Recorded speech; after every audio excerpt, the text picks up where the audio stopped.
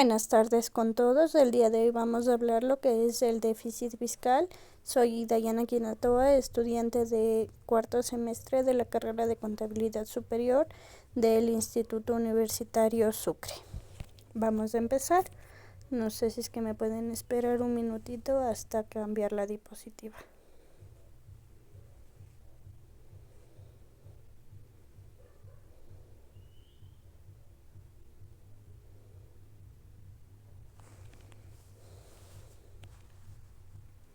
Correcto, empecemos. Vamos a definir primeramente lo que es el déficit fiscal. El déficit fiscal es la diferencia negativa entre los ingresos y los egresos públicos en un cierto plazo de tiempo determinado. Este concepto abarca tanto al sector público consolidado como al sector público no financiero y al gobierno central. Se trata del resultado negativo en las cuentas del Estado.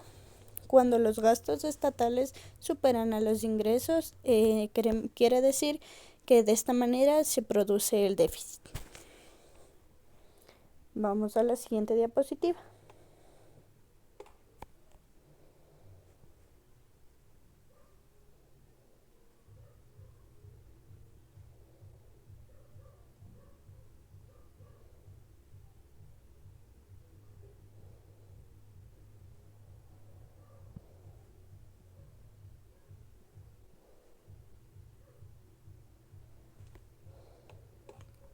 Correcto. También podemos decir que la unión de ambos términos, es decir, que permite acceder a una noción de lo que el fisco adeuda. Por lo tanto, aparece cuando hay un mal manejo, en este caso del dinero público, que trae como consecuencia complicaciones económicas para todo el país. Se debe presentar un presupuesto antes de, por ejemplo, en médicos, cuando se gasta en profesores universitarios, también cuando se gasta en maestros. Efectivamente, todo esto forma parte de un concepto de inversión social. Esto quiere decir que está en la planificación pública, pero de así también no consta en la política fiscal. Correcto. Continuamos. Por ejemplo, en 2022 tuvimos un déficit presupuestario que se considera una de las limitantes para el alza salarial de maestros en el año que les mencioné anteriormente, el 2022. Este tema es muy importante para el país, pues según una entrevista realizada al asambleísta Darwin Pereira, perteneciente al partido político Pachacutic, realizada por la plataforma digital El Comercio, este explicó que la propuesta cuenta con análisis económicos en los que intervinieron varios economistas y tributaristas en una sola vez. Para el señor Darwin, era importante cumplir con el requerimiento, en este caso de docentes, y de esta manera brindar las condiciones salariales justas sin afectar el presupuesto del Estado principalmente. Los gremios de maestros del Ecuador han estado pendientes de las acciones de la LOEI sobre este tema del alza salarial. La presidenta de la Unión Nacional de Educadores, UNE, Isabel Vargas, a quien tuve el honor de conocerla hace algunos años atrás, puesto que fue mi docente de paquetes contables en el colegio, afirmó que el magisterio desde hace varios años han estado por debajo del nivel salarial, pese al nivel profesional que cada docente tiene. Además, los maestros tienen un sueldo, un salario que a duras penas les cubre la canasta básica, sabiendo que la canasta básica es un conjunto de bienes y servicios que son imprescindibles para satisfacer las necesidades básicas del hogar, de un hogar compuesto por cuatro miembros. Además, se requiere en este caso de ingresos para invertir en insumos para su trabajo, que pueden ser insumos invertidos en cuestión de capacitaciones y recursos necesarios. Por ejemplo, en el tiempo de pandemia, muchos tuvieron que destinar dinero de su bolsillo para el equipamiento y tecnología de las clases virtuales. Sin embargo, en la actualidad, pese que la pandemia ya se dio terminada por la OMS, este problema no ha tenido fin, pues hay algunos centros educativos que siguen en modalidad virtual y la falta de insumos afecta el aprendizaje de muchos estudiantes, ya sea por falta de conectividad o de insumos, etcétera. En el año 2022, el gobierno señaló que deberían haber ingresado 250 millones por la reforma y 48 millones por cada dólar que aumente el precio del barril del petróleo. Estos recursos no serán excedentes, sino que tendrían como fin ayudar a cubrir el déficit fiscal y reducir las necesidades de financiamiento que tiene el país, que es aproximadamente de unos 9,000 millones. Y hasta finalizar el año pasado llegó a los 12,000 millones. Vamos a continuar con la siguiente diapositiva. En la política fiscal hay que ser muy cuidadosos de lo que se quiere. Hay que inscribir el presupuesto dentro de lo que dice la política fiscal. Este tema nos dice que hay ingresos corrientes, que son los que provienen básicamente de impuestos o que financian gastos de una parte del gasto corriente, son las remuneraciones. Las remuneraciones o salarios alcanzan alrededor de los 9,000 millones de dólares. En este caso, los salarios se conoce que al menos la quinta parte de estos salarios se va en salud, educación, seguridad interna y externa, en administración de justicia y el resto de operación del Estado, las compras que hace en este caso el Estado para poner en funcionamiento las políticas públicas que garantizan los derechos de las y los ciudadanos del país. Entonces, el ingreso corriente tiene que financiar el gasto corriente. El concepto de inversión social es un concepto que no se lo utiliza al momento de hacer la planificación de las finanzas públicas. El 2022 se cerró con un déficit fiscal de al menos el 2% del Producto Interno Bruto. Eso significa menos deuda, pero también menos gasto en obras. En diciembre del 2021, si se dividía el total de la deuda pública ecuatoriana entre el total de la población, el resultado es que la deuda per cápita sumaba $4,388,92. Si se hace el mismo ejercicio del año pasado, es decir, a diciembre del 2022, la deuda por habitante baja a $4,340,72. Así que en este caso el gobierno, pero también la sociedad o la población ecuatoriana, empezamos este año actual un poco menos endeudados. Esto es una gran diferencia con respecto al crecimiento del endeudamiento estatal durante la década que todos conocemos, es decir, la década correísta. En total, la deuda pública aumentó alrededor de 1,100 millones entre los años 2021 y 2022, dándonos un total de 79,600 millones.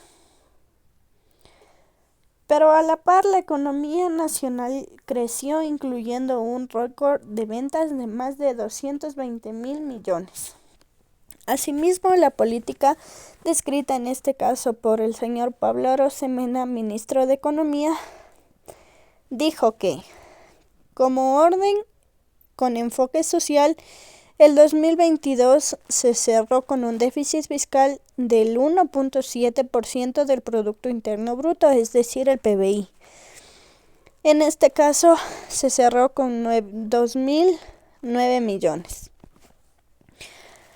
La combinación del crecimiento económico y control del gasto público, a pesar de que se dispararon, es decir, alzaron los rubros, como el subsidio a los combustibles, que va de la mano con el paro de la sociedad en el mes de junio del 2022, lograron que el peso de la deuda pública pasara del 74% al 69% del Producto Interno Bruto.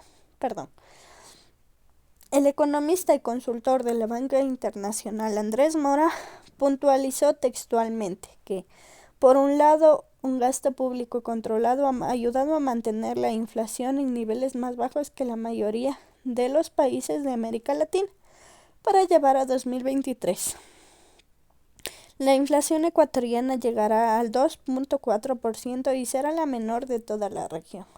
Así también, por otro lado, tenemos menos deuda pública. Significa menor riesgo de aumento a impuestos a un futuro y más espacio para gastar en salud, educación y entre otros. Fueron las palabras textuales del señor Andrés Mora, economista de la Banca Internacional. Según las proyecciones del ministro de Economía, el déficit fiscal, es decir, más gastos que ingresos, como les mencioné anteriormente, se mantendrá en el 2.1% y el 1.2% del Producto Interno Bruto hasta el año 2025. En otras palabras, aunque ya no se apunte a un superávit fiscal hasta el final del periodo de Guillermo Lasso, sí se mantendrá el orden con dos fines. La primera sería reparar al país para los pagos de vencimientos de la deuda pública que van a aumentar a partir del año próximo 2026 y tratar de aumentar el gasto en obra pública. Correcto. Después de haber hablado y definido lo que es un poquito el déficit fiscal, voy a agregar un poquito de información. En este caso, como se da origen al déficit fiscal y el endeudamiento interno y externo, y a la vez la forma en que tanto el déficit como la deuda pública afectan al empleo y la producción, la demanda agregada, el desempleo, la inflación, las tasas de intereses y todo tipo de cambio. El análisis de los indicadores relacionados con las finanzas públicas incluye todo lo relacionado con el sector público, tales como la recaudación fiscal, o sea, los ingresos por impuestos, además los gastos públicos. La diferencia entre los ingresos y gastos da el déficit fiscal, que es el tema que estamos tratando, que a su vez da origen a lo que conocemos que es la deuda pública. La política fiscal consiste en el uso de estos ingresos y gastos para poder alcanzar objetivos de política económica. En el caso de que mi explicación no haya sido lo suficientemente clara y objetiva, vamos a proceder a revisar un video que nos explica lo que es más detalladamente el déficit fiscal, en este caso qué es y cómo nos afecta. Voy a compartir el video para que la explicación quede un poquito más clara. Esta es una explicación dada por el licenciado Gabriel Leandro. Voy a compartirles pantalla y de antemano les agradezco su atención por participar en esta exposición.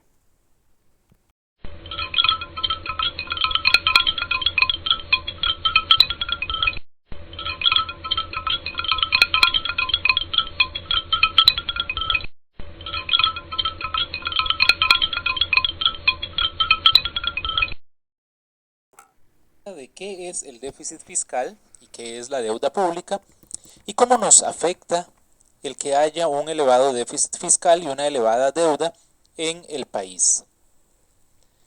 Primero que todo, vamos a decir que el gobierno de cualquier país posee ciertos ingresos. Estos ingresos son en su mayoría ingresos tributarios, es decir, ingresos que el gobierno obtiene a través del cobro de diferentes tipos de impuestos. El impuesto sobre la renta, el impuesto sobre las ventas, impuestos al consumo, impuestos al comercio exterior, entre muchos otros impuestos. Generalmente un país posee una gran cantidad de impuestos. En algunos países de Europa del Este el sistema tributario se ha simplificado mucho y se ha dejado un único impuesto o unos pocos impuestos. Además, los ingresos pueden ser no tributarios.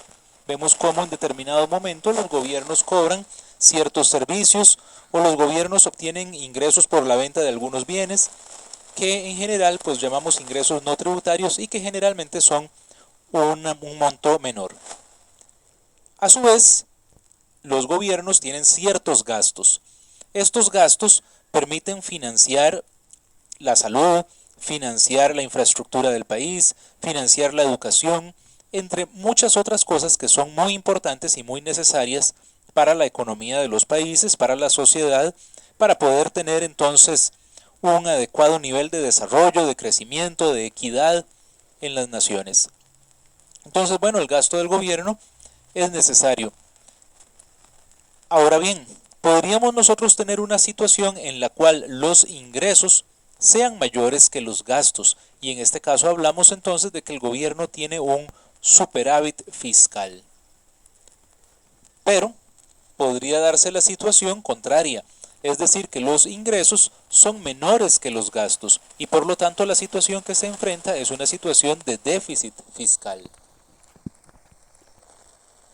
Ese déficit fiscal entonces viene a ser la diferencia entre los ingresos y los gastos, cuando los ingresos son menores que los gastos.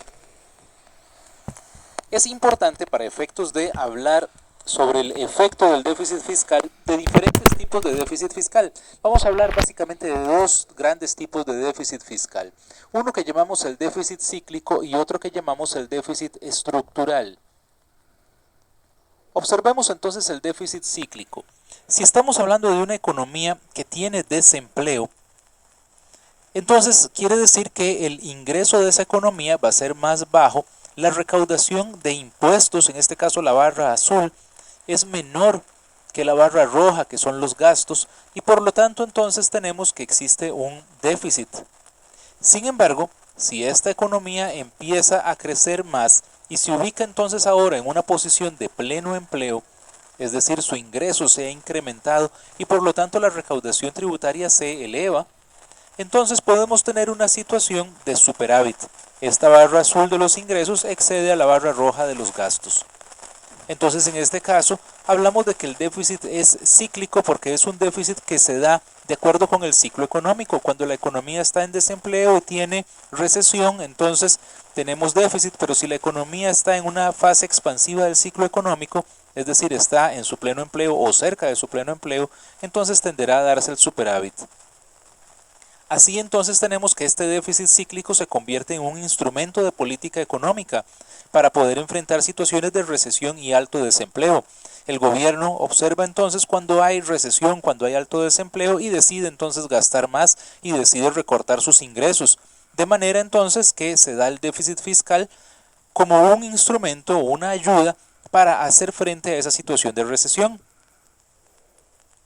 ¿Qué es lo que tenemos entonces? Bueno, el gobierno observa, por ejemplo, que hay desempleo, que las empresas están produciendo menos, las empresas están vendiendo menos, hay una situación de recesión y desempleo, entonces el gobierno decide gastar más. El gobierno decide realizar algunas obras de infraestructura, por ejemplo, que además de solventar una necesidad, significan un mayor gasto.